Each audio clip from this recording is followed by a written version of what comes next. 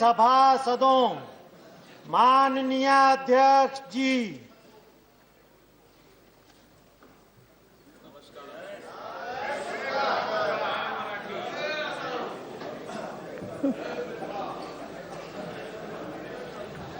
Yes, Honorable Prime Minister.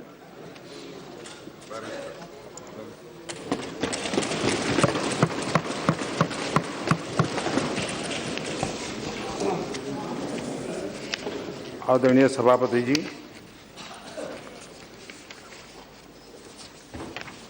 मैं राष्ट्रपति जी के अभिभाषण पर धन्यवाद देने के लिए खड़ा हुआ हूं,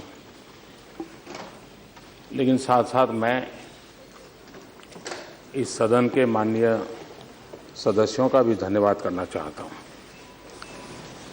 बहुत ही अच्छी चर्चा रही।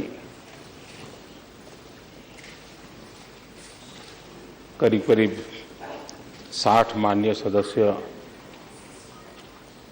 उनके विचारों को सुनने का मिला और करीब 40 आदरणीय सदस्यों ने लिखित रूप में अपने प्रतिभाव व्यक्त किए।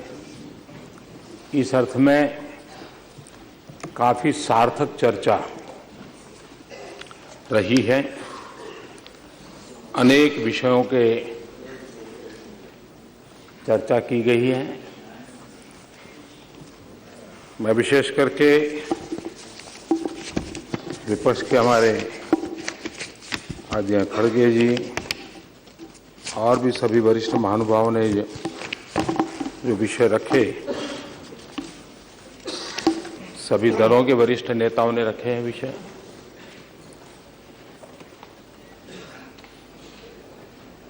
राष्ट्रपति जी ने अपने अभिभाषण में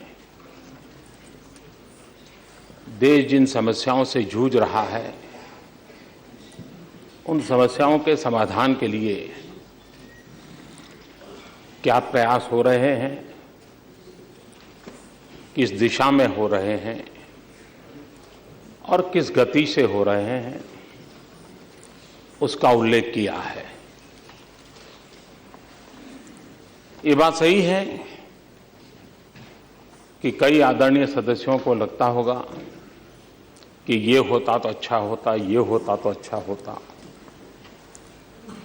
मैं इसको सकारात्मक रूप में देखता हूं और विचार व्यक्त करने वाले माननीय सदस्य इस तरफ से हो या उस तरफ से हो, इन अपेक्षाओं का महात्म्य है। अपेक्षाओं का महात्म्य इसलिए भी है कि आपको भरोसा है कि शायद समस्या का समाधान इसी कालखंड में होगा, तो ये अच्छी बात है।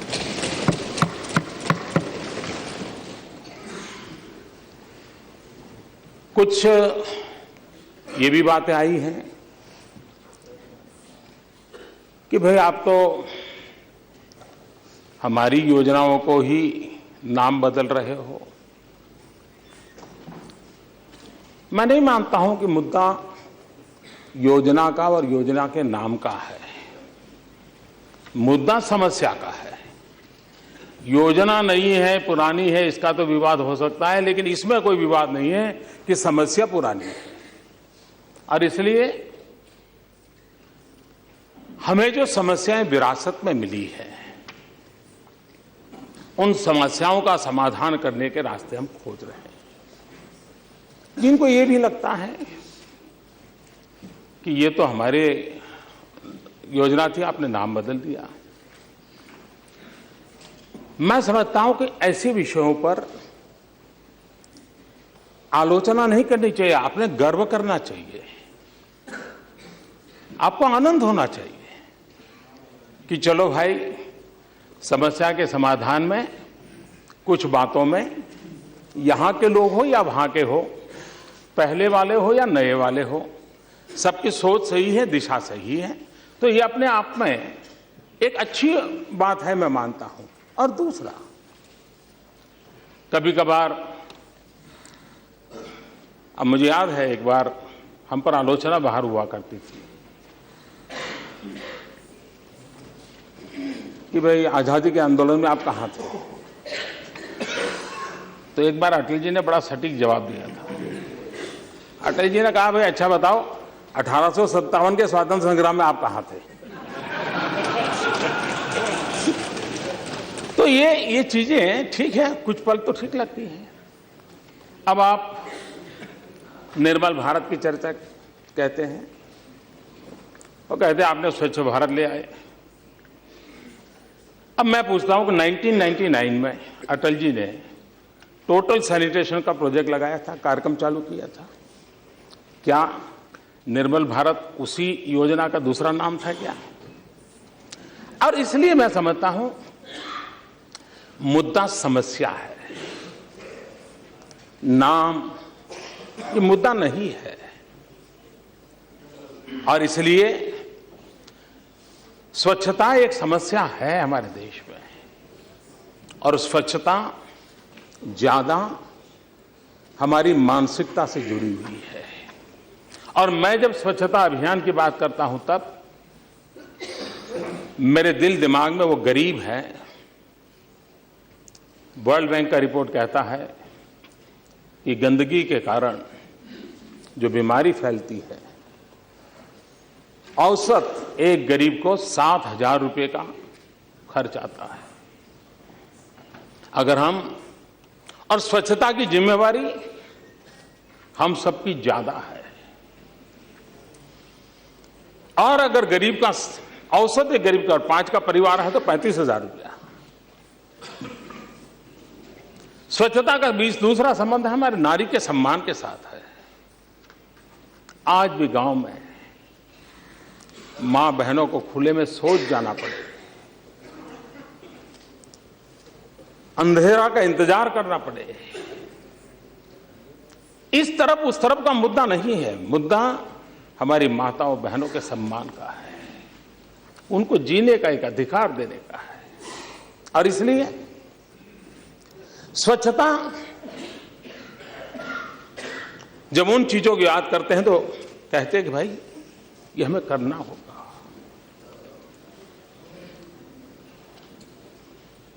बालिकाएं स्कूल छोड़ देती है, पढ़ाई छोड़ देती है, क्यों? एक प्रमुख कारण ध्यान में आया, और वो कारण ये था कि स्कूल में गर्ल चाइल्ड टॉयलेट नहीं है। सवाल किसी को दोष देने का नहीं है, इस समस्या का समाधान खोजने का है। और इसलिए स्वच्छता के अभियान को आगे बढ़ाया है। तो मैं, ये 3 चीजें मेरे मन को हमेशा आंदोलित करती हैं। और सिर्फ स्वच्छता अभियान ये कोई उद्घाटन समारोह नहीं है, ये निरंतर करने का काम है, और हम सबको करने का काम है। हम में से कोई नहीं है जिसको गंदगी पसंद है, लेकिन स्वच्छता का आरंभ मुझे करना चाहिए, उस पर हम जागरूक नहीं है। क्या 125 करोड़ देशवासियों को इस काम में जोड़ना चाहिए कि नहीं जोड़ना चाहिए?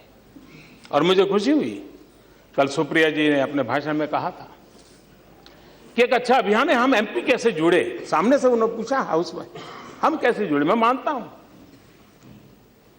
हमें जो एमपी लेड फंड मिलता है, और हमें कल्पना नहीं है कि जन सामान्य इस काम को कितना पसंद करता है।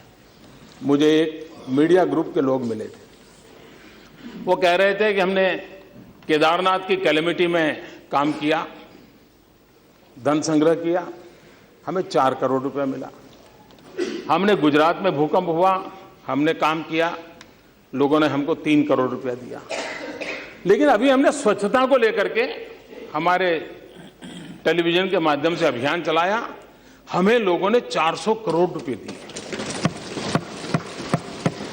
ये, हाँ, और हम राजनीति में हुए उन लोगों से मैं कहूंगा, अगर आप वोट के हिसाब से भी करते हैं तो समाज को ये बहुत ही मनपसंद काम है, और अगर समाज नीति से करते हो तो इससे बड़ा स्वांतः सुखाई कोई काम नहीं हो सकता है। और इसे नाम ये रहे वो रहे, इससे ऊपर उठ करके समस्या न रहे उस पर हम केंद्रित करेंगे तो मैं समझता हूं हम बहुत कुछ कर सकते हैं। आदरणीय मुलायम सिंह जी ने कल एक अच्छी बात कही। उन्होंने कहा मोदी जी स्वच्छता की बात करते हैं, 80 घाट सफाई करने गए थे, अभी भी पूरा नहीं हुआ है। मुझे समझ नहीं आया कि मैं हंसूं कि रोऊं, इसलिए कि आदरणीय मुलायम सिंह जी उत्तर प्रदेश सरकार का रिपोर्ट कार्ड दे रहे थे कि केंद्र सरकार का रिपोर्ट कार्ड दे रहे थे।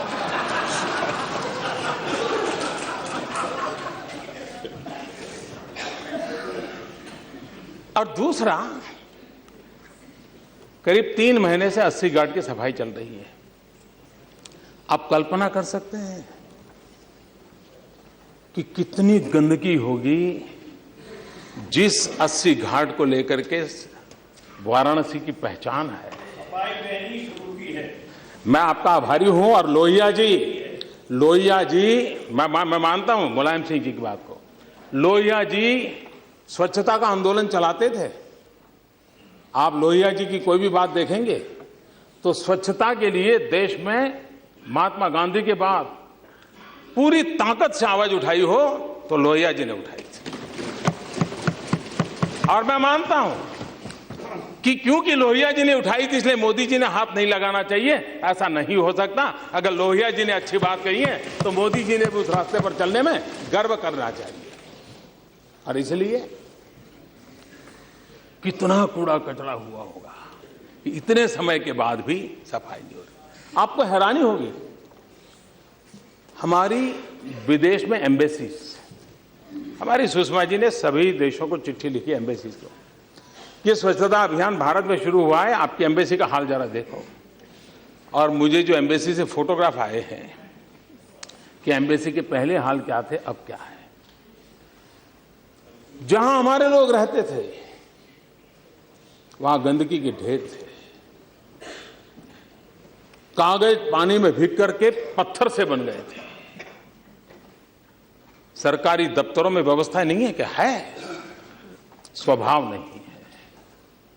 और इसलिए एक पवित्र काम है जिस काम के लिए हम लगे हैं, और ये काम इस सरकार का, इस सरकार के मुखिया का नहीं है, ये काम 125 करोड़ देशवासियों का है। आपने जिस नाम से इस काम को बढ़ाया मैं उसका भी अभिवादन करता हूं। आपने अब तक जो किया मैं उसका अभिवादन करता हूं। इन चीजों में विवाद का विषय नहीं हो सकता है। और लाल किले पर से ये कहने का सामर्थ्य मुझ में था। मैंने कहा था ये देश अब तक जितने प्रधानमंत्री रहे, अब तक जितनी सरकारें रही हैं, उन सबके योगदान से आगे बढ़ा है। लाल किले की प्राची से भारत की सभी सरकारों की बात की। और मैं ये भी कहना चाहता हूं, 9 महीने में हमने आकर के सब कर लिया है, ऐसा दावा करने वाले हम नहीं हैं। और नहीं हम ये बात मानते हैं कि देश 1947 15 अगस्त को पैदा हुआ था। ये देश हजारों साल की विरासत है। ऋषियों ने, मुनियों ने, आचार्यों ने, भगवंतों ने, शिक्षकों ने, मजदूरों ने, किसानों ने इस देश को बनाया है। सरकारों ने देश नहीं बनाया है। सरकारें आती हैं, जाती हैं, देश सरकारें नहीं बनाती। देश जनता जनार्दन के सामर्थ्य से बनता है, जनता जनार्दन की शक्ति से बनता है। और राष्ट्र अपनी चीती से चलता है, अपनी फिलॉसफी से चलता है। आइडियोलॉजी आती है और जाती है, बदलती रहती है। मूल तत्व देश को चलाता है, और भारत का मूल तत्व है एकम सत विप्राह बहुधा वदंती। भारत का मूल तत्व है सर्वे अपि सुखिनः सन्तु सर्वे सन्तु निरामया सर्वे भद्राणि पश्यन्तु मां कश्चित् दुर्भाग भवेत्। ये भारत का मूल तत्व है। सबकी भलाई की बात यहां होती है। और इसलिए ये देश आज जहां भी है, सरकारें आएगी, जाएगी, बनेगी, बिगड़ेगी, देखिए इसके आधार पर नहीं होता। कुछ लोगों को लगता है कि आप दिल्ली में आपका क्या हुआ, मैं पूछना चाहता हूं, पिछले 3 हफ्ते से मध्य प्रदेश में अलग अलग चुनावों के नतीजे आ रहे हैं, पंचायतों के, नगर पालिका के, महानगर पालिका के। क्या हुआ था? असम इतना भव्य विजय हो रहा है, क्या हुआ जी?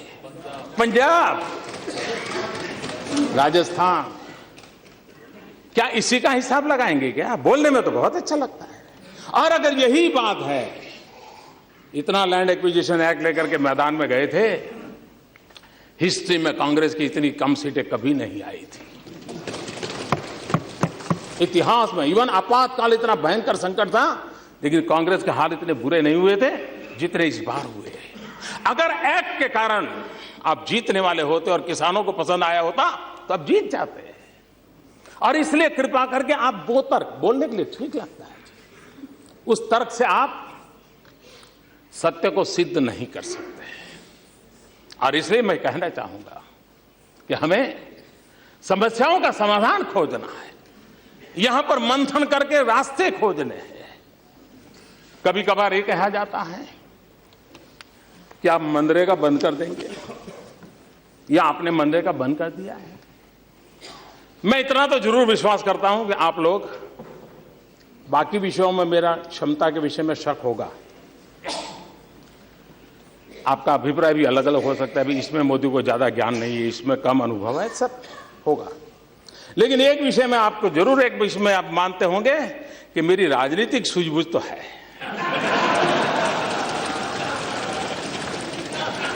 मेरी राजनीतिक सूझबूझ कहती है कि मनरेगा कभी बंद मत करो।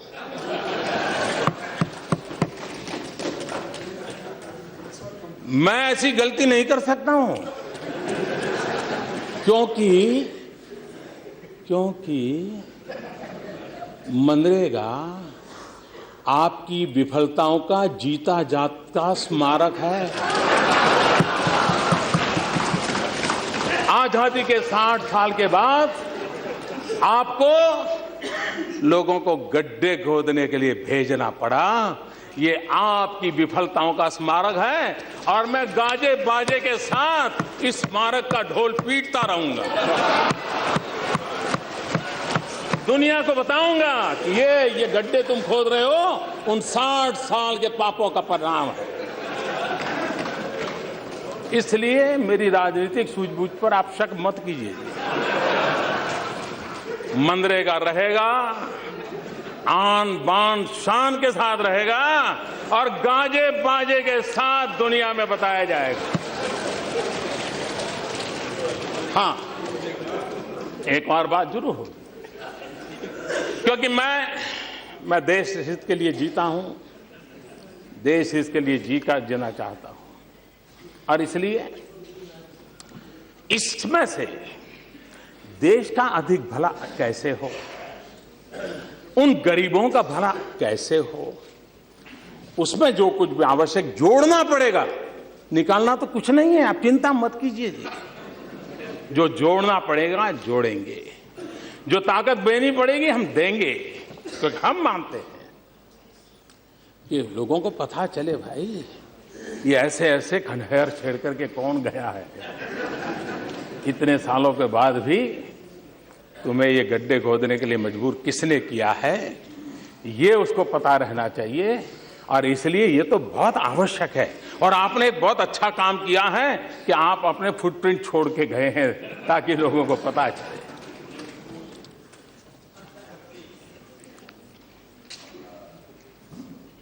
कभी कभार भ्रष्टाचार की चर्चा होती है।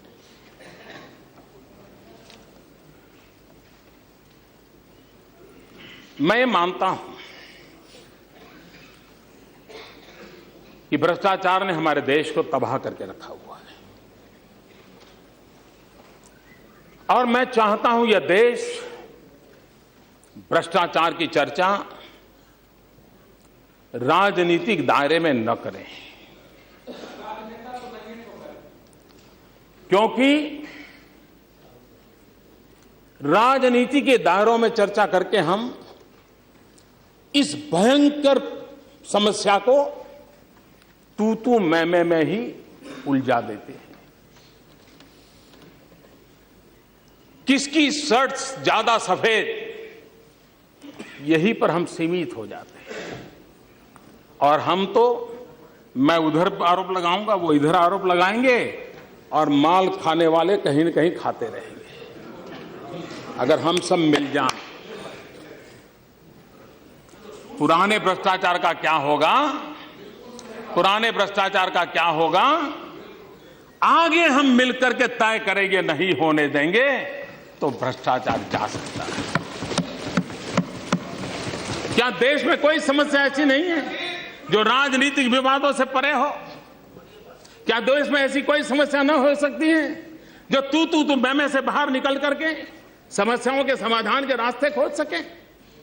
भ्रष्टाचार एक समस्या है, और उसका उपाय जो शासन में बैठे हैं उनकी जिम्मेवारी है कि वे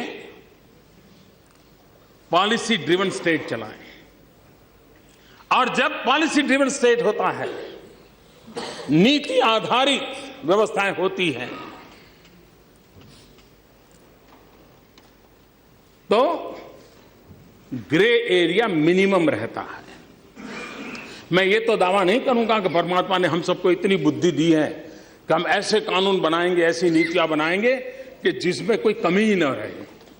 मनुष्य का इतना तो सामर्थ्य नहीं है।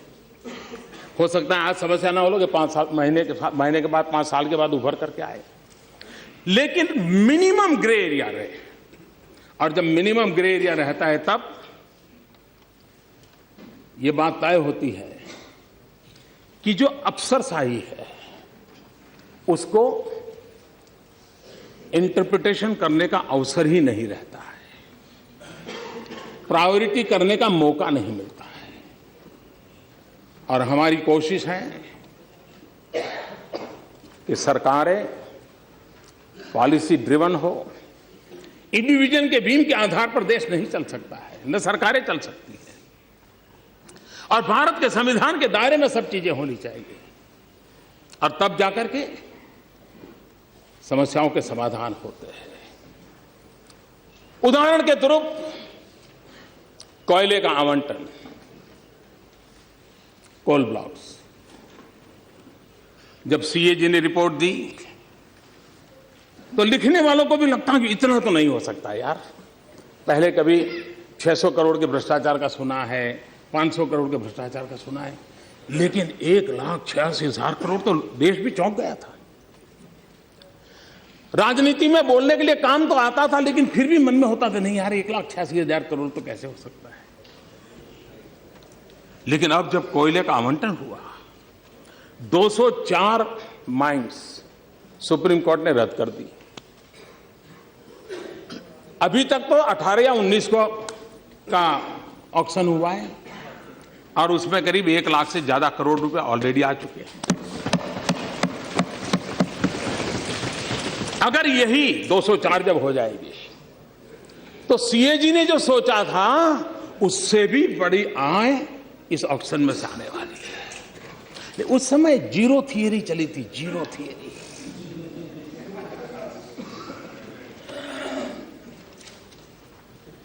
मैं ये नहीं कहना चाहता कोई ये जिनके समय हुआ उनको क्या करना चाहिए, वो मेरा विषय नहीं है, वो आप जाने, आपका परमात्मा जाने।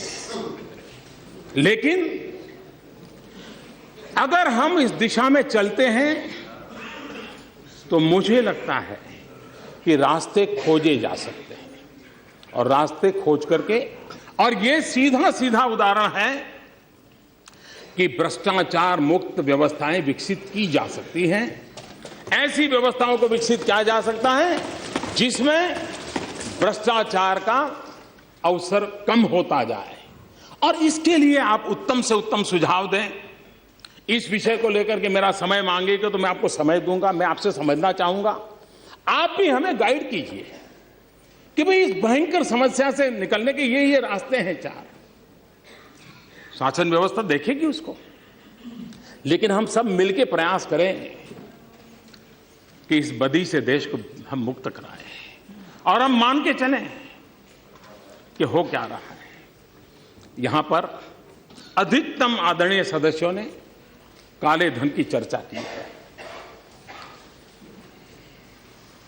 जिस काले धन की चर्चा करने से लोग कतराते थे, काले धन की बात आते ही मुंह पे रंग बदल जाता था, उनके मुंह से जब आज काले धन की चर्चा सुनता हूं तो मुझे इतना आनंद होता है, इतना आनंद होता है कि जिस आनंद की कल्पना नहीं कर सकते। और मैं मानता हूं हमारी सबसे बड़ी सिद्धि है तो यह है कि हमने देश को काले धन पर बोलने के लिए मजबूर कर दिया। सुप्रीम कोर्ट की बातें तो बहुत होती हैं, लेकिन सुप्रीम कोर्ट ने एसआईटी बनाने के लिए कहा था काले धन पर। सुप्रीम कोर्ट तक का सम्मान करने से हम चूक गए। क्या हमारी जिम्मेवारी नहीं थी कि जब सुप्रीम कोर्ट ने काले धन के लिए एसआईटी बनाने के लिए कहा था तो बिना समय बिताए हम काले धन के लिए एसआईटी बना देते? 3 साल तक हमने एसआईटी नहीं बनाई, सुप्रीम कोर्ट के कहने के बावजूद भी नहीं बनाई। नई सरकार बनने के बाद पहली कैबिनेट मीटिंग में पहला निर्णय किया काले धन के लिए एसआईटी। काले धन की बात आती है तो स्विस बैंक की चर्चा आती है। मैं श्रीमान अरुण जेटली जी को बधाई देता हूं कि उन्होंने कानूनों का अध्ययन किया, अंतर्राष्ट्रीय कानूनों का अध्ययन किया और स्विट्जरलैंड गवर्नमेंट को महत्वपूर्ण जानकारियां हमें एक्सचेंज करने के लिए उनको राजी कर लिया। और उसके कारण अब वहां की बैंकों की जो जानकारियां हैं वो पाने का हमारे लिए रास्ता खुला है। मैं वित्त मंत्री जी को अभिनंदन करता हूं। इतना ही नहीं, G20 समिट में आप भी जाते थे, हम तो पहली बार गए। हमारे लिए तो कईयों के चेहरे भी पहली बार देखने का अवसर आया था। हमने G20 का क्या उपयोग किया? G20 समिट के अंदर जो संयुक्त डिक्लेरेशन हुआ उसमें हमने आग्रह किया कि ब्लैक मनी, ड्रग ट्रैफिकिंग, इसके खिलाफ G20 ने जिम्मेवारी के साथ कदम उठाना चाहिए और उसमें हम सहयोग करेंगे और काले धन को रोकने के लिए हम एक दूसरे के साथ सहयोग करेंगे। हम मिलकर के जिसको दबाव डालना है डालेंगे। इसका निर्णय G20 समिट में करवाया। हमारी कोशिश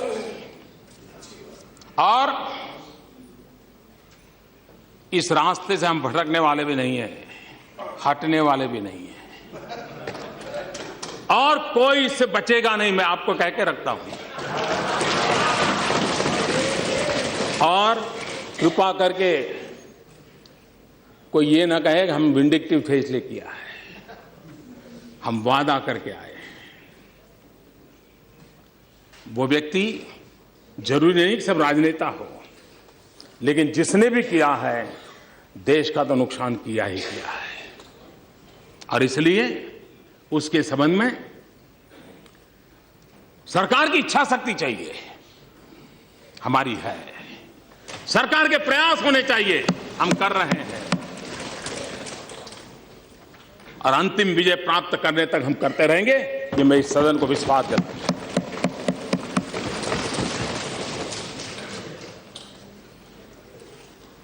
कभी कभार ये कहा जाता है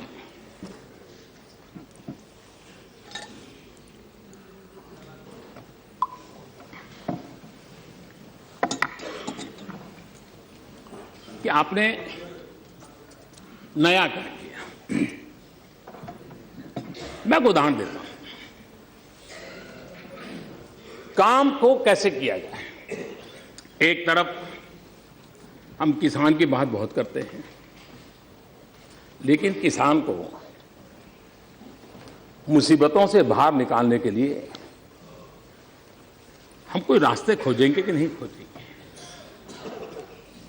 कई उपाय हैं। जैसे हम एक काम लेकर के निकले हैं, पर ड्रॉप मोर क्रॉप। हमारे देश में पानी की कमी है, सारी दुनिया पानी के संकट से जूझने वाली है। क्या सरकारों का जिम्मेवारी नहीं है कि आने वाले 30-40 साल के भविष्य को देख करके कुछ बातों को करें? कि हम तत्कालीन लाभ के लिए ही करेंगे। हो सकता है राजनीतिक लाभ हो जाएगा, लेकिन राष्ट्र नीति किस लिए, उस तराजू में वो बात बैठेगी नहीं। हमने सॉइल हेल्थ कार्ड की बात कही है। ये सॉइल हेल्थ कार्ड की बात जो हम कर रहे हैं, हमने मंत्र दिया है, स्वस्थ धरा तो खेत हरा। लेकिन इस काम को सिर्फ विज्ञान भवन में रिबन काट करके, दिया जला करके हम काम नहीं करते। ये सरकार कैसे काम करती है? मैंने अधिकारियों को सूचना दी कि क्यों न हम, जैसे आज किसी भी डॉक्टर के पास जाइए तो पहले आपका वो ब्लड टेस्ट करवाने के लिए कहता है, यूरिन टेस्ट करवाने के लिए कहता है, उसके बाद ही वो दवाई के लिए सोचता है, तब तक वो दवाई नहीं देता है, सारे टेस्ट करवाता है। जिस प्रकार से शरीर के स्वास्थ्य के लिए इन चीजों की आदत है, क्या हम देश में किसानों के लिए भी ये बात पहुंचा सकते हैं क्या कि आप फसल पैदा करने से पहले, जमीन से फायदा उठाने से पहले उस जमीन की तबीयत कैसी है वो तो जानो।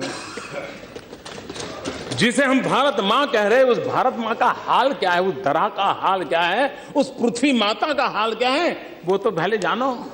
कहीं हमारे पापों के कारण हमारी धरा बीमार तो नहीं हो गई है। हमने इतना यूरिया डाला, इतना यूरिया डाला, यूरिया डाला, यूरिया का झगड़ा करते रहे, लेकिन यूरिया डाल करके हमने हमारी इस धरा को तबाह तो नहीं कर दिया है। ये उसको कब समझ में आएगा? जब हम सॉइल टेस्टिंग करेंगे तब। अब सॉइल टेस्टिंग का कार्ड निकालेंगे, दे देंगे, इससे बात बनेगी नहीं। और मैंने कहा है, क्यों न हम गांव-गांव सॉइल टेस्टिंग लैब के लिए एंटरप्रेन्योर तैयार करें। गांव के नौजवान जो थोड़ा बहुत पढ़ा लिखा है, उसको ट्रेनिंग दे। गांव में वो लैब बनाता है तो बैंक की तरफ से उसके रेंट दिया जाए, ताकि गांव के लोग उस लेबोरेटरी में जाने की आदत बन जाए। हर साल बारिश की सीजन के पहले अपनी जमीन को एक बार चेक करवा लें, मार्गदर्शन प्राप्त करें, माइक्रो न्यूट्रिशन की डिटेल जाने। उसी प्रकार से हमने कहा कि हमारे यहां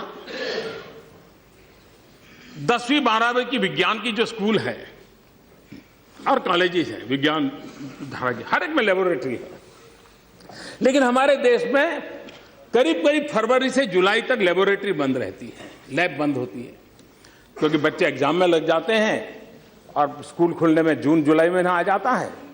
करीब 4-5 महीना महत्वपूर्ण समय, 3-4 महीना स्कूल की लैब खाली पड़ी होती है। हमने कहा उन 10वीं 12 के विद्यार्थियों को भी सॉइल टेस्टिंग कोई बहुत बड़ी टेक्नोलॉजी नहीं, आराम से किया जा सकता है, उनको ट्रेनिंग दो और स्कूलों के अंदर वैकेशन के अंदर सॉइल टेस्टिंग की लैब के रूप में उसको कन्वर्ट कीजिए।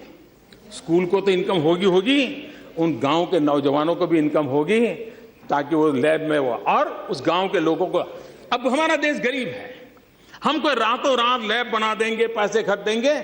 हम optimum utilization of our infrastructure,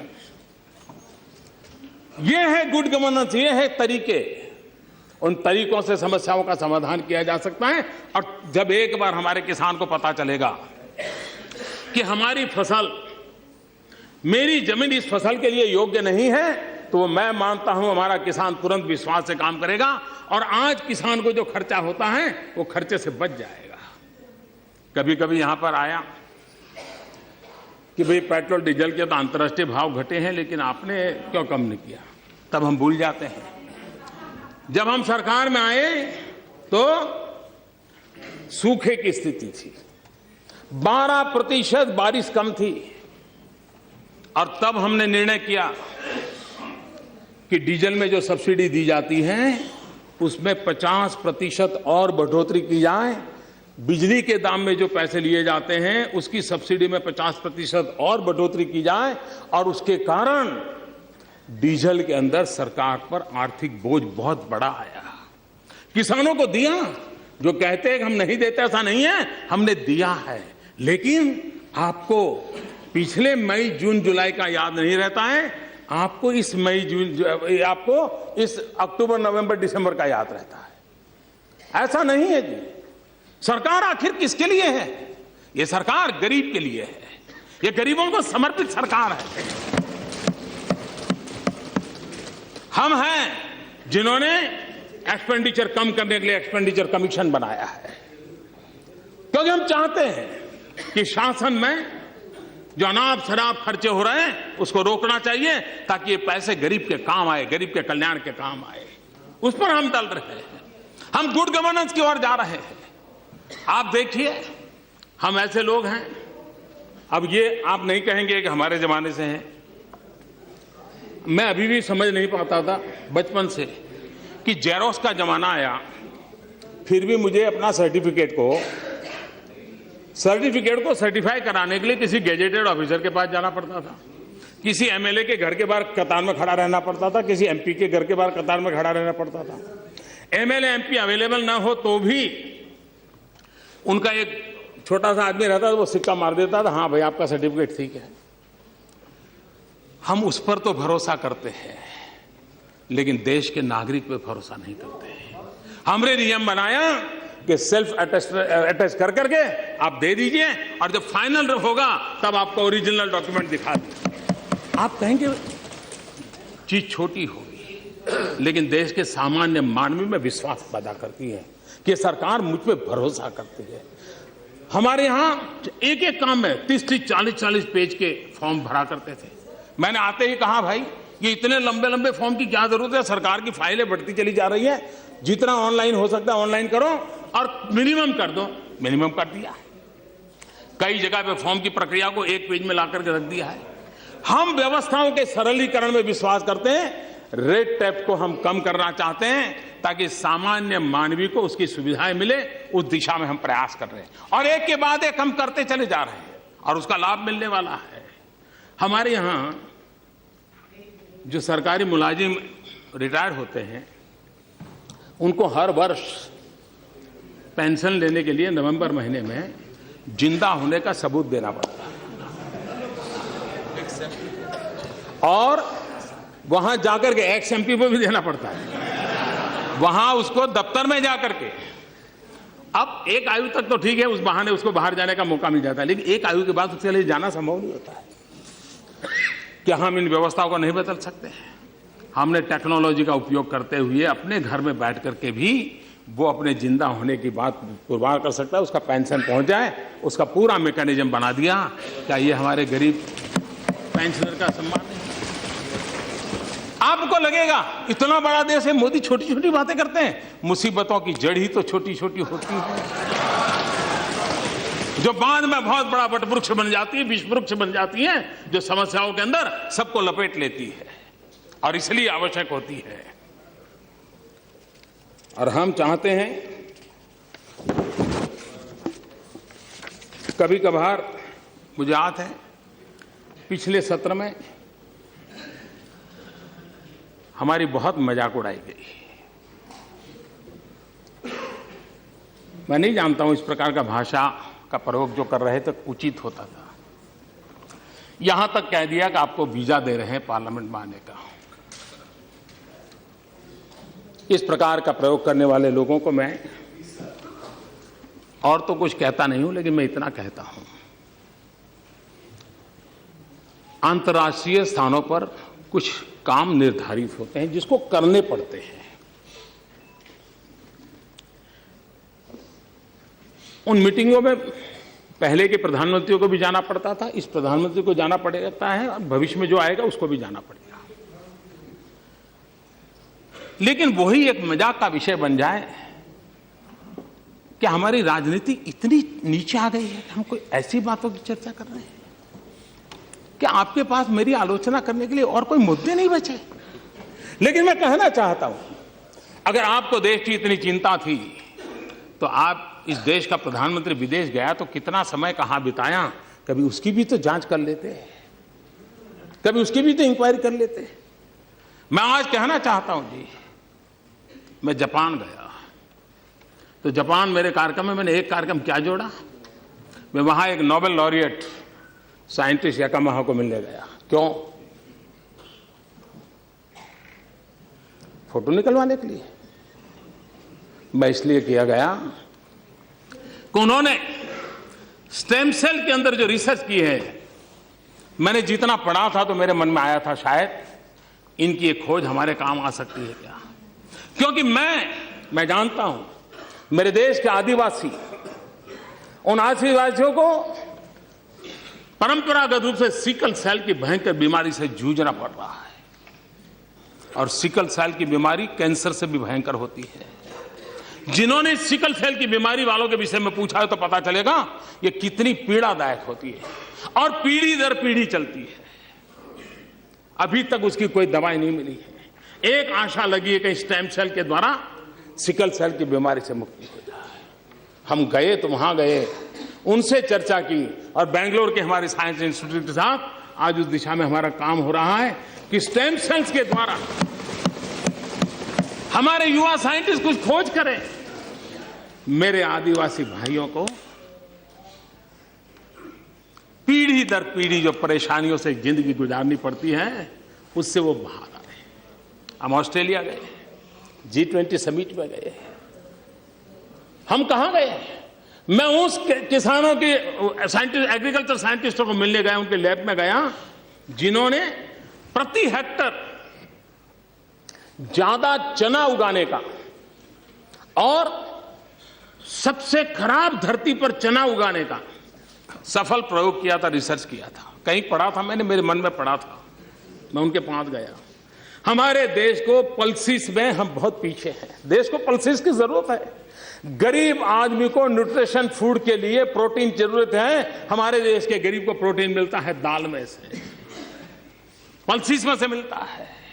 अगर हम हमारा किसान अच्छी मात्रा में पल्सिस पैदा कर सकता है, अगर प्रति हेक्टर ज्यादा पल्सिस पैदा कर सकता है तो उसको भी अच्छी आय मिलेगी और हमारे गरीब का भी भला होगा। और इसलिए मैं उन साइंटिस्ट को पास जाकर के घंटे बिताए ये समझने के लिए कि बताइए मेरे देश के किसानों को ज्यादा पल्सिस पैदा करने के लिए क्या रास्ता हो सकता है, ज्यादा चना पैदा करने के लिए क्या रास्ता हो सकता है, अरहर पैदा करने के लिए क्या रास्ता हो सकता है, उसके लिए मैंने समय बिताया। मैं एक और साइंटिस्ट के पास गया, इस बात के लिए गया मिलने के लिए कि उन्होंने केले में कुछ नई खोज की थी। मैं समझना चाहता, मुझे पूरा पता नहीं था तो मैं ऐसे ही चला गया उनके पास, उनके साथ बैठा, उनकी लैब देखी, उनके प्रयोग देखे। उन्होंने केले में न्यूट्रिशन वैल्यू बढ़ाने में बहुत सफलता पाई है, अधिक विटामिन को पाने की सफलता पाई है। केला ये अमीरों का फल नहीं है मेरे भाइयों बहनों, केला एक गरीब से गरीब का फल होता है। अगर केला उसमें न्यूट्रिशन वैल्यू बढ़ता है, विटामिन अगर ज्यादा अच्छे मिलते हैं और इस प्रकार की खोज के साथ केला बनता है तो मेरे देश का गरीब से गरीब व्यक्ति केला खाएगा, उसको ज्यादा ताकत मिलेगी। अगर विदेश जाते हैं तो इस काम के लिए जाते हैं। देश का गरीब हमारे दिमाग में होता है, देश का आदिवासी हमारे दिमाग में होता है, देश का किसान हमारे दिमाग में होता है। और दुनिया में जो भी अच्छा है, जो मेरे देश के गरीबों के काम आए, उसको लाने की एक तड़प होती है। उस तड़प के लिए हम कोशिश करते हैं और इसलिए समय का सदुपयोग करते हुए हम किस प्रकार से हमारे देश को आगे ले जाएं, उसके लिए सोचते हैं, उसी को लिए करते रहते हैं, उसी पर हम करने के लिए कोशिश प्रयास करते हैं। यहां पर जनधन योजना को लेकर के कहा गया कि ये तो हमारे यहां समय थी। बैंकों का राष्ट्रीयकरण होने के बाद 40 साल हो गए और गरीबों के लिए बैंकों का राष्ट्रीयकरण किया गया था, लेकिन आज भी इस देश का गरीब बैंक के दरवाजे से दूर था। और बैंकिंग सिस्टम आज फाइनेंशियल व्यवस्था की इंक्लूजन की मेन धारा बन गई है। अगर हम आगे चल करके कोई योजनाएं बनाना चाहते हैं तो शुरुआत यहीं से होती है। और हमने 15 अगस्त को ऐलान किया था और यह कहा था कि 26 जनवरी को झंडा फहराएंगे, उसके पहले हम काम पूरा करेंगे। समय के रहते हुए काम पूरा किया कि नहीं किया? जिस बैंक के अंदर गरीब को जाने का अवसर नहीं मिलता था, उस बैंक के मुलाजिम जो कोट पैंट टाई पहनते हैं, एयर कंडीशन कमरे के बाहर नहीं निकलते हैं, वो मेरा बैंक का मुलाजिम, मेरा साथी गरीब की झोपड़ी तक गया, गरीब के घर तक गया। क्या ये सरकार प्रेरणा नहीं दे सकती? ये परिवर्तन नहीं ला सकते हैं? लाए हैं। और मैं आज विशेष रूप से बैंकिंग सेक्टर के ऊपर से नीचे तक के सब महानुभावों का अभिनंदन करता हूं तो उन्होंने इस बात को उठा लिया, उस बात को उठा लिया, पूरा किया। और जब ये व्यवस्था हो गई है तो अभी हमें मनरेगा में आता था कि लीकेजेज बहुत है। अब हम मनरेगा का पैसा भी, जनधन अकाउंट खुल गया, आधार कार्ड है, जनधन अकाउंट है, लीकेज कम से कम हो जाएगा और पैसा सीधा उसके खाते में जाएगा। ये जनधन का, हमारे दिमाग में गरीब है, लेकिन गरीबों के नाम पर हमारे दिमाग में राजनीति नहीं है। गरीबों के नाम पे हमारे दिलो दिमाग के अंदर एक ईश्वर की सेवा करने का अवसर है। और इसलिए हम हर काम के मूड जब करते हैं तो उस बात को लेकर के करते हैं कि हम गरीब के कल्याण के लिए क्या काम कर सके, और उस दिशा में हमारा प्रयास है। मैं जब शौचालय की बात कर रहा था तो मैं आपको बताना चाहता हूं कि कितना काम हुआ है। करीब 4.25 लाख टॉयलेट की जरूरत है स्कूलों में। उसमें करीब 4.25 लाख में से 1.5 लाख करीब नए बनाने पड़ेंगे और बाकी जो है वो रिपेयरिंग करने की आवश्यकता है। एक अलग पोर्टल बनाया गया है ऑनलाइन, उसका मैपिंग किया गया है। एड्रेस पक्का पता है कि यहां पर टॉयलेट इतना चाहिए, सारी डिटेल वर्कआउट किया है। और मुझे संतोष के साथ कहना है कि अब तक करीब 60-65 हजार लड़कियों के लिए टॉयलेट बनाने का काम पूरा हो चुका है। और मैं सभी एमपीज का भी अभिनंदन करता हूं। कई एमपीज ने पूरा एक्टिवली इस काम को किया है। अपने इलाके में एमपीलेट फंड का भी उपयोग किया है, सीएसआर में भी उपयोग हुआ है। जहां पर डिस्ट्रिक्ट के अफसर सक्रिय हैं, उन्होंने तेज गति से काम किया है। और मुझे विश्वास है कि आने वाले दिनों में जो वैकेशन है, हम अगर सब तय करें, अपने यहां कलेक्टर को पूछिए, अपने अधिकारियों को पूछिए डिस्ट्रिक्ट में कि बताओ भाई ये क्या हुआ इस काम का, थोड़ा आप भी 1-2 बार जरा चिट्ठी डाल दीजिए। मुझे विश्वास है जी, जून महीने में जब नया सत्र शुरू होगा उसके पहले इस वैकेशन में इस टॉयलेट बनाने का काम पूरा हो जाएगा। और ये संतोष यहां का नहीं, वो संतोष यहां के लिए भी है, हम सबके लिए है। और इस काम को आप करेंगे ऐसा मुझे पूरा विश्वास है। स्वच्छता का असर कैसा है, देखिए टूरिज्म पर बड़ा इंपैक्ट हो रहा है। एक, हमने online visa, arrival on visa किया है, और दूसरा स्वच्छता। इन दोनों का संयुक्त प्रभाव टूरिज्म पे पड़ रहा है। पिछले साल की तुलना में टूरिज्म में काफी अच्छी बढ़ोतरी हुई है, काफी बढ़ोतरी हुई है। कई बातों में नेगेटिव प्रचार होने के बावजूद भी कुछ चीजें ऐसी पैदा होती है जिसके कारण हमारे यहां टूरिज्म को बहुत बड़ा नुकसान हो जाता है, लेकिन उसके बावजूद भी इन व्यवस्थाओं के कारण टूरिज्म में काफी बढ़ावा हुआ है। अब हम कहेंगे कि भाई आपदा प्रबंधन, अब मुझे बताइए कौन सी सरकार है कि जिसके कालखंड में आपदा नहीं आई है। उस आपदा के लिए सरकारों को कुछ करना पड़ा है, करना पड़ा है, लेकिन आपदा प्रबंधन के भी तरीके बदले जा सकते हैं। जब जम्मू कश्मीर में बाढ़ का प्रश्न आया तो मैंने पहला काम क्या किया, मैंने कहा भारत सरकार में जम्मू कश्मीर के जितने अधिकारी हैं उनकी जरा पहले सूची बनाओ और उनको सबसे पहले वहां भेजो। होम सेक्रेटरी उस समय के थे जो पुराने जम्मू कश्मीर कैडर के थे, उनको मैंने भेज दिया, हफ्ते भर वहां पर रखा। क्यों? भारत सरकार का दायित्व बनता है कि सिर्फ इतना चेक दिया उतना दे दिया इससे बात बनती नहीं है। हमने पूरी ताकत से उसके साथ कंधे से कंधा मिलाकर खड़ा होना पड़ता है। जब हुड़हुड़ आया, मैं स्वयं तो गया, मैं कश्मीर भी स्वयं गया, अनेक बार गया। मैं कितने ही ग्रुपों के साथ बारीकी से मैंने बातें की श्रीनगर में जाकर के। मैंने अपनी दिवाली उन लोगों के बीच में बिताई। क्यों? ताकि सरकार में बैठे हुए और लोगों को भी सेंसिटाइज हो कि भैया हमारा दायित्व बनता है। ऐसा नहीं कि बाढ़ पूरी हो गई तो उनको अपने नसीब पर छोड़ दिया जाए, ये हमारा दायित्व बनता है। और इसलिए हमारा अप्रोच प्राकृतिक आपदा के समय में भी तू मैं का नहीं होता है, एक अपनेपन की जिम्मेवारी के साथ होता है। और हमारे पास जो भी शक्ति है उसका सही ढंग से उपयोग करते हुए उसको कैसे समस्या से बाहर निकालना, उस दिशा में हमारा प्रयास रहता है और उसकी ओर हम जाना चाहते हैं। यहां पर लैंड एक्विजिशन एक्ट को लेकर के बढ़िया बातें मैं सुन रहा हूं। हमें इतना अहंकार नहीं होना चाहिए कि हमने जो किया उससे अच्छा इस दुनिया में कुछ हो ही नहीं सकता। और जब लैंड एक्विजिशन एक्ट बना था तब हम भी तो आपके साथ कंधे से कंधा मिलाकर के खड़े रहे थे। उसको पारित करने के लिए हमने कोई इफ बट्स का काम नहीं किया था। हमें लगा कि भाई चलिए, हम जानते थे इसका आप राजनीतिक फायदा लेने के लिए ही जल्दबाजी कर रहे, सब जानते थे। उसके बावजूद भी हम आपके साथ खड़े रहे थे। लेकिन हम आपसे पूछना चाहते हैं, 1894 में जो कानून बना उसकी कमियां देखते देखते आपको 2013 आ गया क्या? 120 साल बीत गया। 60 साल तक ये देश के किसान उसी कानून के भरोसे जीते थे जो 1894 में बना था। अगर किसानों का बुरा हुआ तो किसके कारण हुआ? और आज जब ये कानून बना हम आपके साथ थे। कानून बनने के बाद कानून बनने के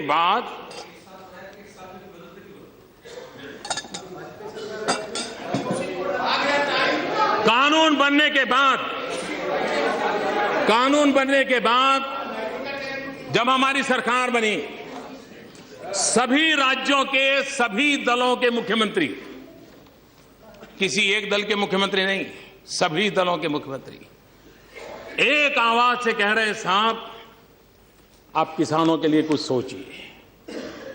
किसान बिना पानी मर जाएगा, उसको सिंचाई चाहिए, उसको इरिगेशन इंफ्रास्ट्रक्चर चाहिए, उसको गांव में सड़क चाहिए, गांव के गरीब को रहने के लिए घर चाहिए। और आप ऐसा कानून बनाए हो, आप भाजपा वाले भी साथ में थे, कि जिसके कारण हमारा भला नहीं हो रहा है। ये हिंदुस्तान की सभी सरकारों के सभी मुख्यमंत्रियों ने कही हुई बात मैं बता रहा हूं। क्या यह देश जो फेडरल कोऑपरेशन की बात करता है, फेडरलिज्म की बात करता है, क्या हम इतने अहंकारी हो गए हैं कि हमारे राज्यों की मुख्यमंत्रियों की बात को सुने नहीं? हम इतने अहंकारी हो गए हैं कि हमारे राज्यों के मुख्यमंत्री परेशान है, राज्य परेशान है, उनको हम नकार दें? क्या उनकी बात हमको सुननी नहीं चाहिए? और उनकी जो भावना है, उस भावना को हमने सकारात्मक रूप से आदर करना चाहिए कि नहीं करना चाहिए? और उनकी मांग क्या है? किसानों के लिए मुझे सेना के अधिकारी मिले, बोले साहब हम क्या करें, ये जो आपने कानून बनाया है, और वो तो हमको ही कहते क्योंकि हमने साथ दिया था, वो तो हमें ही कहते क्योंकि हमने साथ दिया था। हम कहते हैं कि साहब हमें बताइए, हमें डिफेंस इंस्टॉलमेंट जो करने होते हैं, अब जो आपका कानून बनाए हो ही नहीं पाएगा। हमें हमारे न्यूक्लियर व्यवस्थाओं को जो भी इंफ्रास्ट्रक्चर खड़ा करना है, हम पूछने जाएंगे क्या? हम लिखेंगे क्या कि इस काम के लिए चाहिए? तो अच्छा है हम पाकिस्तान को ही लिख दें कि इस पते पर हम ये काम कर रहे हैं। डिफेंस के हमारे अधिकारी इतने परेशान है, सेना के जवान परेशान है कि साहब क्या होगा? क्या हमारे डिफेंस के लिए भी?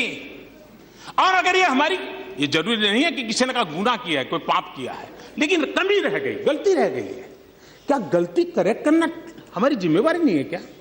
ये एक छोटा सा उपाय है कि भाई इस गलती को करेक्ट करना है। आपने किया हुआ हम उसको नकारते नहीं है, आपने जो कोशिश की है उसको हम कुछ रह गया तो जोड़ना चाहते हैं, इसलिए हम आपका साथ सहकार चाहते हैं। कृपा करके इसको राजनीति के तराजू से मत तोलिए। और मैं आपको विश्वास दिला रहा हूं, इसमें अभी भी आपको लगता है कि किसानों के खिलाफ एक भी चीज है, मैं उसमें बदलाव करने के लिए तैयार हूं। और मैं सबसे ज्यादा पूर्वी उत्तर प्रदेश, बिहार, पश्चिम बंगाल, असम, नॉर्थ ईस्ट, उड़ीसा, पूर्वी आंध्र, इनकी तरफ ध्यान आकर्षित करना चाहता हूं। हिंदुस्तान के पश्चिमी छोर पे तो गांव में भी छोटा मोटा इंफ्रास्ट्रक्चर है, गांव में सड़कें बनी है। इस हमारे कानून का सबसे बड़ा नुकसान किसी का हुआ है तो पूरे पूर्वी हिंदुस्तान का हुआ है, पूर्वी भारत का हुआ है। ये जो मुख्यमंत्री आकर के चीख रहे थे, इसी बात को लेकर चीख रहे थे कि साहब हमारा तो अभी समय आया है कुछ आगे बढ़ने का, उसी समय आप ब्रेक लगा रहे हो। क्या हमारे पूर्वी भारत के इलाकों को भी, क्या पश्चिम में जो इंफ्रास्ट्रक्चर है गांवों का, वो उनको मिलना चाहिए कि नहीं मिलना चाहिए? उनको वो सुविधा मिलनी चाहिए कि नहीं मिलनी चाहिए। और इसलिए मैं कहता हूं, आपने जो किया है हमारे सर आंखों पर, मैं आपका गर्व करता हूं और मैं आपसे आग्रह करता हूं उसमें जो कमियां रही हैं, समय है उसको थोड़ा ठीक कर ले। ये सिर्फ कमियों को ठीक करने का प्रयास है और वो भी सिर्फ किसानों के लिए। मैं सभी सदन के सदस्यों से आग्रह करता हूं, इसे प्रतिष्ठा का विषय न बनाएं और बनने के बाद भी मैं सारी क्रेडिट उस समय जिन्होंने कानून बनाया था उन्हीं को दूंगा, सार्वजनिक रूप से दूंगा। राजनीति के लिए नहीं है। मैंने मुख्यमंत्रियों को सुना है, उनकी कठिनाई सुनी है और मैं भी मुख्यमंत्री रहा हूं। मुझे पता है कि हम दिल्ली में बैठकर कोई कानून बना देते हैं, उन राज्यों को कितनी परेशानी होती है कभी हमें अंदाज नहीं होता है। और मैं एक प्रकार से उनका प्रतिनिधि भी हूं, क्योंकि मैं उसी टोली में लंबे अरसे तक रहा हूं और इसलिए मैं उनके दर्द को जानता हूं। हां, किसान के खिलाफ एक भी चीज हो हम ठीक करने के लिए तैयार हो सकता है हमें भी इस समय करते समय हमारी भी कुछ कमी रही होगी, लेकिन हमारा काम है कमियां दूर करना। भाई हमारा काम ये है, ये थोड़ा है। हाँ, इसका राजनीतिक फायदा आप लीजिए, मुझे कोई प्रॉब्लम नहीं, आप इसके लिए जुलूस के लिए रैली कीजिएगा, लेकिन देश के लिए निर्णय भी कीजिए। और इसलिए मैं आग्रह करूंगा कि हम उस दिशा में जाने के बजाय उसके ऊपर जाइए। हमारा नॉर्थ ईस्ट, हमने एक्ट ईस्ट पॉलिसी को लेकर के चल रहे हैं। मैं अभी भी मानता हूं, मैं जीवन में एक परिव्राजक रहा हूं। मेरा सौभाग्य रहा है करीब करीब हिंदुस्तान के सभी जिलों में रात गुजारने का मुझे अवसर मिला है। मैंने जिंदगी के 40 साल परिव्राजक के रूप में घुमा, इसलिए मैं जानता हूं। मैं नॉर्थ ईस्ट में बहुत रहा हूं। इतने विकास की संभावना है, वो ऑर्गेनिक कैपिटल बन सकता है देश का, इतनी ताकत है। मैं अभी बार बार नॉर्थ ईस्ट जा रहा हूं। अगर मेरा राजनीतिक उद्देश्य होता तो जहां 60-80 सीटों का बल्क होता है ना, वहीं चला जाता, लेकिन जहां एक एक सीट है वहां जाकर के 2-2 दिन बिताता हूं। इसलिए राजनीतिक मकसद से नहीं करता हूं, ये मेरे देश की अमानत है। उनकी चिंता करनी पड़ेगी, उनके साथ जुड़ना पड़ेगा। और इसलिए मेरा ये मकसद है, पश्चिमी छोर हिंदुस्तान का जिस तेजी से बढ़ा है, हमें बहुत जल्दी से हिंदुस्तान के इस पूर्वी छोर को कम से कम उसकी बराबरी में लाना पड़ेगा। चाहे मेरा बिहार हो, चाहे मेरा बंगाल हो, चाहे मेरा आसाम हो, चाहे मेरा नॉर्थ हो, चाहे मेरा पूर्वी उत्तर प्रदेश हो, उसकी बराबरी में लाना पड़ेगा। हम इस देश को एक तरफ अपंग रख करके, एक तरफ समृद्ध बना करके देश को आगे नहीं बढ़ाया जा सकते। और इसलिए मैं विकास में उसकी ओर बल देना चाहता हूं। मैं चाहूंगा कि आप इसको मदद करेंगे। अब देखिए, कोऑपरेटिव फेडरलिज्म की बातें बहुत हुई है। क्या होता था हमें याद है, रेलवे में ब्रिज बन गया है, लेकिन दोनों तरफ कनेक्टिविटी नहीं। 2-2 साल ऐसे लटकता पड़ा है ब्रिज। कभी दोनों और कनेक्टिविटी बनी है, ब्रिज नहीं बन रहा है। क्यों? तो या तो वो सरकार हमें पसंद नहीं है, या डिपार्टमेंट दूसरे डिपार्टमेंट की सुनता नहीं है, साइलों में काम चलता है। सैकड़ों प्रोजेक्ट, इतना ही नहीं, एक गांव में रेल जाती है, अब गांव में धीरे धीरे रेल की उस तरफ बस्ती बनने लग गई। अब पीने का पानी ले जाने की पाइप डालनी है, रेल वाले अड़ जाते हैं। 2-2 साल तक पाइप ले जाने की परमिशन नहीं देते थे। मुझे बताइए भाई, उसका क्या गुनाह? सरकार किसी की भी हो भाई, लेकिन उस गांव वाले का क्या गुनाह कि जो रेल के नीचे पाइप ले जाकर के बेचारे को दूसरी ओर पानी देना नहीं देते थे। हमने सरकार में आकर के पहला हुक्म मैंने किया कि ये जो इतनी चीजें उसको क्लियर करो, और मैं आज गर्व से कहता हूं हमने सबको क्लियर कर दिया। ये देखा नहीं कि वहां किस लेवल की सरकार बैठी है, नहीं देखा। विकास ऐसे होता है और इसलिए हमने उस दिशा में प्रयास किया है। हमारे यहां ये कुछ तो चीजें परमिशन में साहब, इतना सारी परमिशन रेलवे को मैंने सभी डिपार्टमेंट के साथ जोड़ दिया है। मैंने कहा है सब डिपार्टमेंट के साथ मिलकर काम करो, सभी राज्यों के मिलकर के काम करो। रेल जा रही है, सारे लोग रुक जाए, ऐसा काम नहीं हो सकता है। हमने विकास की उस परिभाषा को लेकर के चले जाए और इसलिए कोऑपरेटिव फेडरलिज्म की मैं बात करता हूं तो उन राज्यों की समस्याओं को हमने एड्रेस करना चाहिए। हम वो ये किया वो किया नहीं किया उसके आधार पर देश नहीं चलता है जी। देश को आगे बढ़ाना है तो राज्यों को आगे बढ़ाना पड़ेगा। मैं जब राज्य का मुख्यमंत्री था तो मैं हमेशा कहा करता था कि भारत के विकास के लिए गुजरात का विकास, ये मंत्र मैं हमेशा मेरे जीवन में रखा था और मैं सबको बताता था। आज मैं कहता हूं कि देश को समृद्ध बनाने के लिए राज्यों को समृद्ध बनाना है, देश को सशक्त बनाने के लिए राज्यों को सशक्त बनाना होगा। हम कल्पना कर सकते हैं, हमने आते ही ये खनिज रॉयल्टी वगैरह 1.5 गुना कर दिया, वो पैसा किसको जाएगा? राज्यों को जाएगा। और वो राज्य कौन है जहां सबसे ज्यादा खनिज है? ये जो मैं पूर्वी हिंदुस्तान के विकास की बात करता हूं ना, उसकी जड़ उसमें है, क्योंकि वो खनिज सबसे ज्यादा हमारे पूर्वी इलाके में है देश में, वो उनको लाभ होने वाला है। कोयला ऑक्शन हुआ, पैसा किसको जाएगा? ये सारा का सारा पैसा राज्य के खजाने में जाने वाला है। कुछ राज्यों ने कल्पना तक नहीं की होगी, उनके बजट से ज्यादा रुपया उनके सामने पड़ा होगा, यहां तक पहुंच पाएंगे। क्या ये फेडरल स्ट्रक्चर में राज्यों को मजबूत करने का तरीका है कि नहीं है? अभी हमने 42% फाइनेंस कमीशन की रिपोर्ट को स्वीकार करके हम दे रहे हैं, जबकि फाइनेंस कमीशन एक मत नहीं है। फाइनेंस कमीशन के मेंबर के अंदर भी डिस्प्यूट है। हम उसका फायदा उठा सकते थे, हम नहीं उठाना चाहते, क्योंकि हमारा तत्वतः हमारा कमिटमेंट है कि राज्य समृद्ध होने चाहिए, राज्य मजबूत होने चाहिए। 42% देना, ये अमाउंट छोटी नहीं है। जब अमाउंट आप सुनोगे ना तो आप हैरान हो जाओगे, इतना सारा रुपया आया है। कुछ राज्यों के पास तो तिजोरी की साइज नहीं है, इतने रुपये रखे।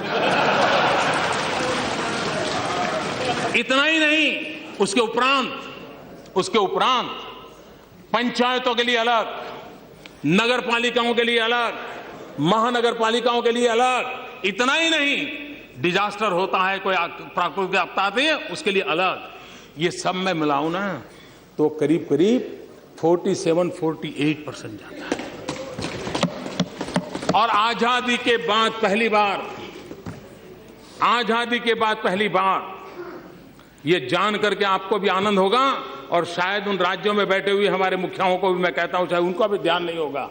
आजादी के बाद पहली बार हिंदुस्तान के राज्यों के पास जो खजाना है और भारत सरकार के पास खजाना है, उस पूरे खजाने का टोटल लगाया जाए और हिसाब लगाएंगे तो निकलेगा 62% खजाना राज्यों के पास है, 38% खजाना भारत सरकार के पास। पहली बार देश में उल्टा क्रम हमने किया है कि दिल्ली सरकार का खजाना हमने कम किया है, राज्यों का खजाना भरा है। हमारा मानना है कि राज्यों को हमने ताकतवर बनाना चाहिए, राज्यों को विकास के लिए अवसर देना चाहिए, और उस काम को हम कर रहे हैं, और राजनीति से परे होकर के कर रहे हैं। इसका दल उसका दल, झंडे के रंग देख करके देश की प्रगति के निर्णय नहीं होते। हमें तो अगर झंडे का रंग दिखता है तो सिर्फ तिरंगा दिखता है और कोई रंग दिखता नहीं।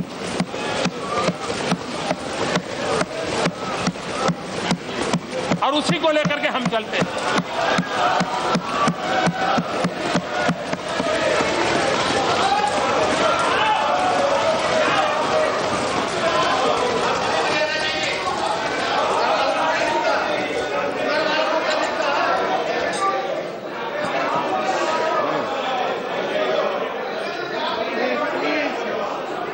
आदरणीय सभापति महोदय जी,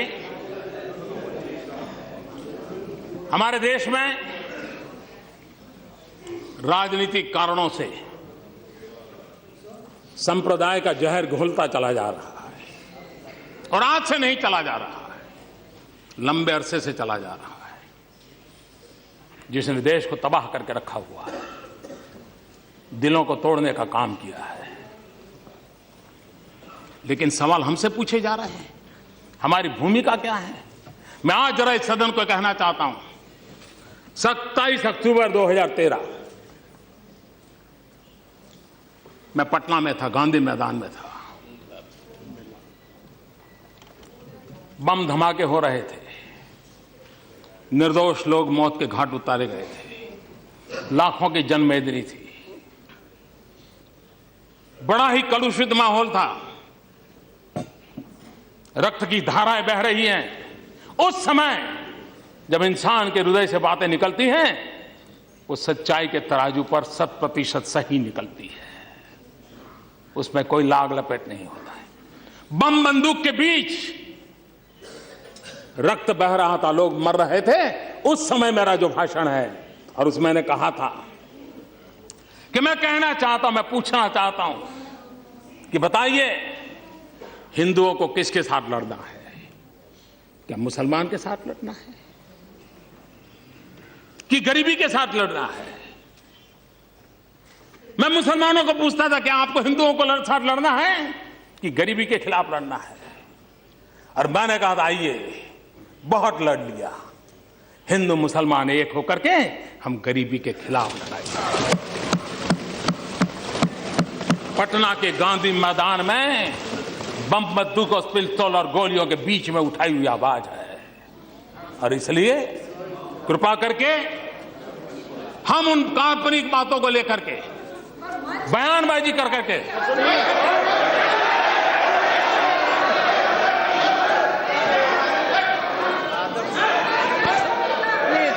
आप नहीं बोलो। रंजीता जी,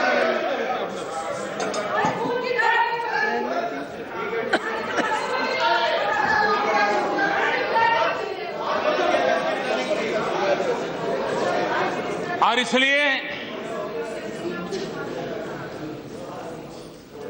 भारत को प्रेम करने वाले हर व्यक्ति के लिए ये बात साफ है, यह देश विविधताओं से भरा हुआ है। विविधता में एकता, यही हमारे देश की पहचान है, ये हमारी ताकत है। हम एक रूपता के पक्षकार नहीं है, हम एकता के पक्षकार हैं, और सभी संप्रदायों का फलना फूलना ये भारत की धरती पर ही संभव होता है। ये भारत की विशेषता है। और मैं ये कहना चाहता हूं कि हमारा जो संविधान बना है, वो संविधान हजारों साल के हमारे चिंतन की अभिव्यक्ति है। हमारा जो संविधान बना है, वो हमारे भारत के सामान्य मानवी की आशा आकांक्षाओं को प्रतिबिंबित करने वाला संविधान है। और इस संविधान के मर्यादा में रह करके देश चल सकता है। देश संविधान की मर्यादाओं के बाहर नहीं चल सकता है। किसी को भी कानून हाथ में लेने का अधिकार नहीं होता है। किसी को भी संप्रदाय के आधार पर किसी के साथ डिस्क्रिमिनेशन करने का अधिकार नहीं होता है। हर एक किसी को अपने साथ चलने का अधिकार है। और मेरी जिम्मेवारी है, सरकार में बैठा हूं, सरकार कैसे चलेगी उसकी जिम्मेवारी है।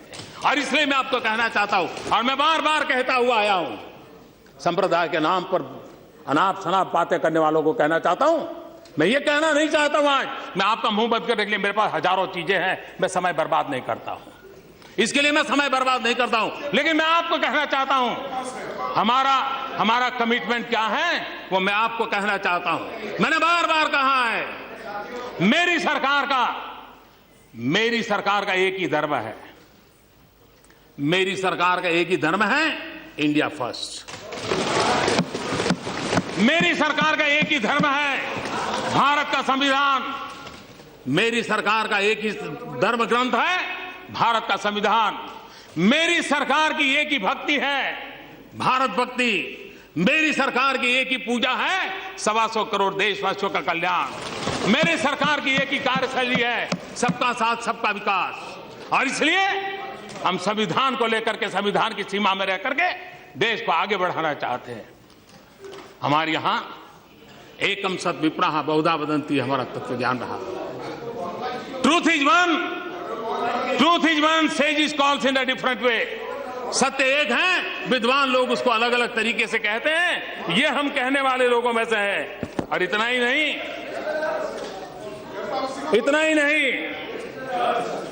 यही देश है जहां गुरु नानक देव ने क्या कहा है। गुरु नानक देव ने कहा है, सब में ही रब रेहिया प्रभु एकाई। सब में ही रब रेहिया प्रभु एकाई, पेख पेख Nanak बिगसाई। The one God pervades within all, beholding him in all, Nanak in delighted. ये हमारा तत्व ज्ञान रहा है, ये हमारी परंपरा रही है। और इसलिए हम जब हम वो लोग हैं जहां पर तेन तख्ते ने भूंजी था, तेन तख्ते ने भूंजी था, इसी मंत्र को लेकर के काम करने वाले हम लोग हैं। और इसलिए जब मैं कहता हूं सबका साथ सबका विकास, सबका साथ सबका विकास, ये सबका साथ सबका विकास में मुझे आपका भी साथ चाहिए और आपका भी साथ चाहिए, क्योंकि सबका विकास करना है। और मैं फिर एक बार जिन जिन महानुभावों ने विचार रखे हैं उनका भी धन्यवाद करता हूं, और जो उत्तम बातें आपके माध्यम से आई हैं उसको भी परीक्षण करके देश के हित में कहां लागू किया जाए उसके लिए हम प्रयास करेंगे। और मैं फिर एक बार आदरणीय राष्ट्रपति जी का हृदय से बहुत बहुत धन्यवाद करता हूं और आगे भी उनका मार्गदर्शन हमें मिलता रहे, इसी एक अपेक्षा के साथ। खड़गे साहिबान सावकाश हरू हरू करा लोकल है का बहुत बहुत धन्यवाद। यस, धन्यवाद।